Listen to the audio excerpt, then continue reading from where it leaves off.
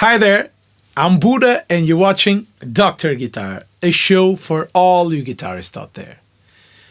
In today's episode, I will not be playing, I will just be talking to you and explaining, exploring, and answering some questions related to my amps and gear. I've told this a lot of times, but why do I have this many amps? Well, do I need it? That's a question my mother usually asks me, and I don't need it. Of course I don't need it. You need only one amp, and that's it.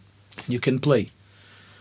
But needing an amp is a very broad question. Do I use it? Yes, I do. Do I use all the amps I have? Yes, I do. I have a recording studio here. It's Moby Dick Records, and I record bands, my own bands and other bands in here. So the amps are really a tool and a source of inspiration. Sometimes you need a tone and you plug it in right into the Marshall and that's it. That master lead over there and that's it. Sometimes it is too harsh. You plug it in to the Mesa Boogie Royal Atlantic and that's it. Sometimes it's too modern. You plug it in to the Lone Star and that's it, this great reverb. Other times you need a spaghetti western and you plug it into the twin reverb and you have it. You need a great tremolo, great tube tremolo. There's a great tube tremolo in the twin reverb. But the twin is a little too bright, so you have the bandmaster. Okay, you need a bass, a very vintagey sounding bass. I have a Bassman for the bass, the Bassman 100. You need lots of headroom for the guitar. I have the Bassman 100 or the Super Bass, the Marshall Super Bass. You need a tiny amp. I have the Supros. You need a blues tone. I have the Bassman and the Super Reverb and all the others that can deliver it. So sometimes it's just a matter of inspiration. And sometimes when a guitar player comes into the studio, he knows he will have the tools he needs to play and record his music, and you're stuck in a part of a song or getting some tone. Sometimes it's just easier to test 2 or 3 amps, and you'll immediately know if that's the amp for the part. And I've been doing it, and it started to become kind of a collection. People collect cars and stamps and cards, whatever, jewels, watches. I collect musical gear and I use it. So it's a collection that gets used. I have a great spolium. I have not bought this at once. I play for 26 years now. And of course, I've been buying stuff for as long as I play. And I never sold anything. So it makes me have a lot of material. I have a Mesa Boogie Dual Caliber 5, which was my first good amp and my first all-tube amp. Before it, I had a Marshall Valve State in the 90s. And I bought the Mesa Boogie Dual Caliber, the DC5, in the 90s too, 90 something. 96 probably, used. It was from an old teacher of mine. I played it like hell, but then I got sick of it. I got tired of that amp. It was sounding too scooped, too distorted, too heavy, too something, I got tired of it, and I put it aside. I started playing with the twin reverb, then with the Marshall Super Bass, then came the Mesa Boogies, the Transatlantic one, the Lone Star, the Royal Atlantic, and I left it. And I thought many times of selling it. A lot of times I thought I should sell this amp. I'm not playing it. And then one day I took it off. I played it and I was blown away. This is the amp I always loved. This is great, but it is a difficult amp to set up. So I was so used to play a Fender when You want more treble, you just give it more treble. You want more mid-range, you just give more mid-range. With the Mesa Boogie, it's never like that. You want more treble, you cut the bass. It's always super complex structure, but once you get it, you find it hard to believe that other amps don't work like it. The Lone Star is the same thing. It's not a super simple amp to set up, but it sounds so good, and it can cover so much territory because of that, because of what you can put into it. You can make the bass distort, the mid-range distort. You can make it super clean. You can make it scooped, heavy mid-ranged. It sounds so great. It sounds so great. So why do I have so many amps? So many amps in the studio, so many amps. I play live. I have 3 bands at the moment. I have Dona Carioca, which is a funk band. And I play mainly clean tones, but a little compressed, a little distorted. So I'm using the Transatlantic 15 now in the clean setting. It gives me what I need. It's not a loud band, so it allows me to cut through the mix. I play with Budda Power Blues, and I'm playing stereo now with 2 Supros, the Tremo Verb and the Thunderbolt. But I also have played with Budda Power Blues with the Lone Star a lot of times. I play with Trio Pagu, which is a bossa nova MPB kind of music. So it is jazzier sounding, it is hollow body. So I need a good clean amp, but warm amp, not a twin reverb. I don't need that kind of clean. So I play the TA15 or sometimes the TA30, the Transatlantic. I might play the Lone Star is perfect, but a little too heavy and a little too big. I can play the Bandmaster. I play the Ram Tone for that too. So usually gear, I look at gear not as a solution, but as an inspiration. And I think if you try to look at gear as a way to get, as a tool, it is just a tool. Music is within you. Music is in your brain, in your soul, in your heart, in your body, in your ears. Is in you, within you. But you need tools to express yourself. And sometimes you plug in a pedal and it immediately blows you away and makes you go in a completely different way. You plug into an amp and the reaction of the amp, the compression, the vibe, the connection between you and the amp and your guitar, the amp, the thing you're trying to play. The thing is that I don't have an amp that does it all perfectly. I have amps that do great jobs in certain spots, but they don't do it all. So, for example, if I want to do a gig, a club gig where I want to distort the amp, I'll probably take the Blues Junior or the Pro Junior, which I like even better, or even the Transatlantic, because I can drive the amp. It's only 15 watts. I can drive it hard, and that's my maximum. I'm driving the power amp. I'm playing with the volume on my guitar, and that's it. I'm good.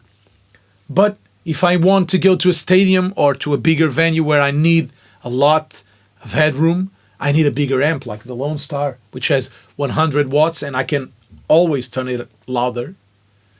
And the character of the amp and the way it works makes me play completely different.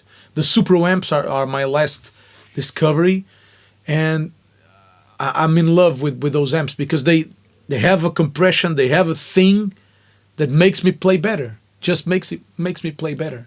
But they don't work for anything. So if I want to do a heavy rock record, it's not the Supros I'm picking. I'm probably picking the Royal Atlantic, which is a beast of an amp, and I might pick a more vintagey one like the Lone Star or the Marshall, but definitely the Royal Atlantic. And I've had bands recording here that were super skeptic about Mesa Boogie because Mesa Boogie is very heavy and very distorted and very new metal. And I just told them, try it. Try the Royal Atlantic. If you don't like it, we don't use it, but try it. And they plug it in, and it's a rock and roll machine. It's a rock and roll machine. It's not just heavy. I don't even think it is a heavy amp, although it has a lot of distortion. But it's rock and roll, not heavy metal. Not a dual rectifier. It's not in that realm of an amp.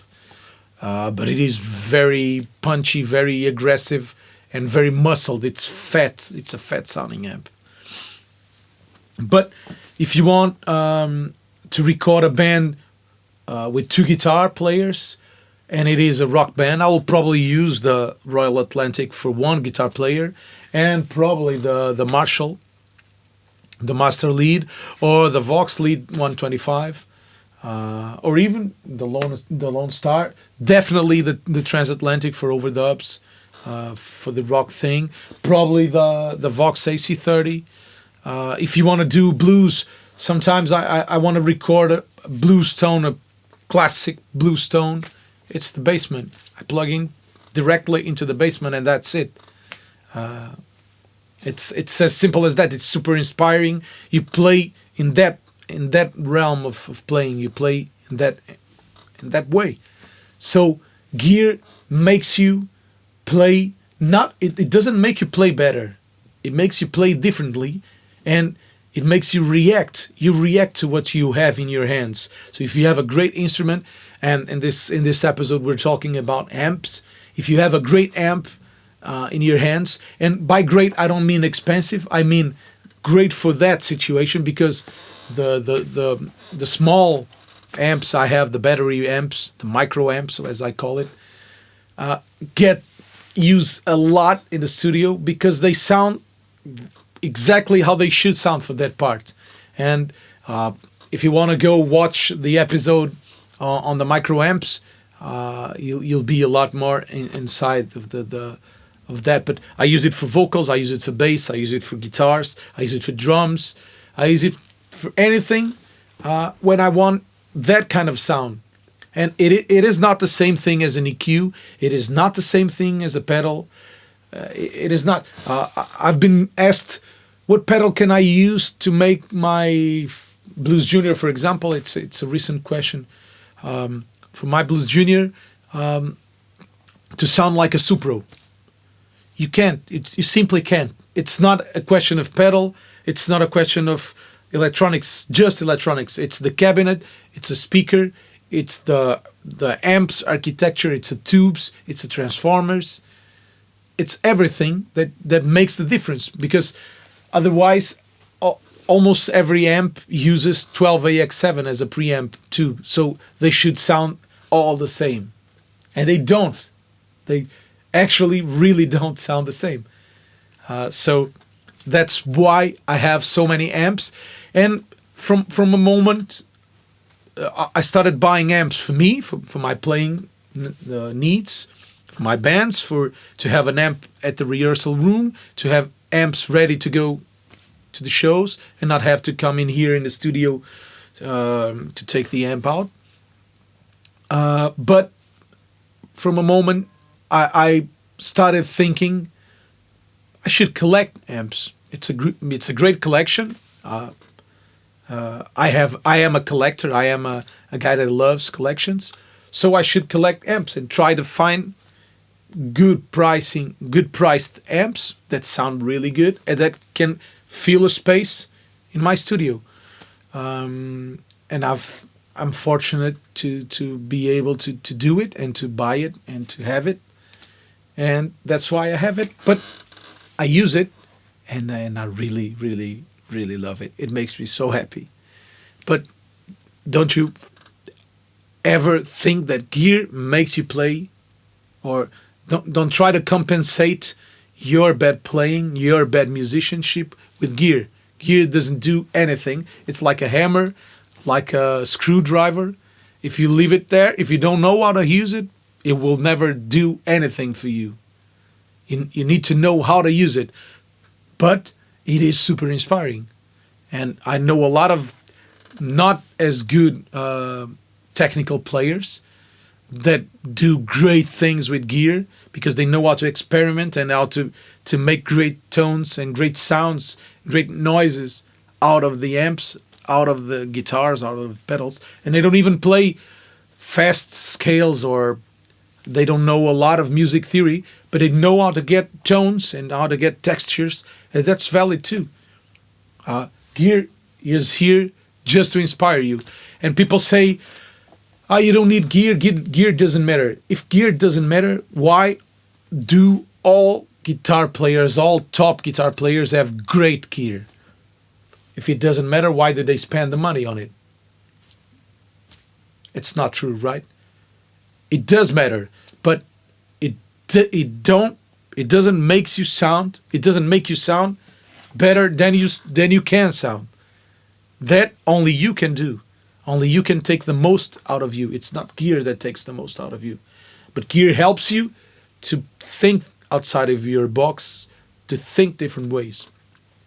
When I started the jam session I run every Wednesday here in Braga, in my hometown in Portugal, when I started that jam session, I set a goal for myself. I said, I will not use pedals. I will use just guitar and amp, because I was not that kind of guitar player. So I wanted to take the chance of having a jam session and learn that skill. Learn to play with the volume, learn to play with the tone, learn to play with the pickup configuration and with the amp and with the volume of the amp. And I've been trying a lot of guitars, a lot of amps. The jam session has become a great laboratory for me and a great experimentation environment. And I'm really loving it. But I also play with pedals, with pedal switchers and loopers and but a lot more complex stuff. So everything has its place, and everything has a meaning and a reason. So don't just limit yourself to, I'm a Fender guy. Try other things. Try other amps. It makes you get out of your comfort zone. It makes you think differently, and you probably still love Fender amps or Marshall amps or Orange amps. It doesn't matter. But try different things. Experiment and allow yourself to live. And if you can, have a great collection. Well, that's it. I hope this has been helpful to you. I hope you enjoyed the show. If you haven't done it yet, please subscribe to the YouTube channel and share it with the world. We'll see each other next week. Bye-bye.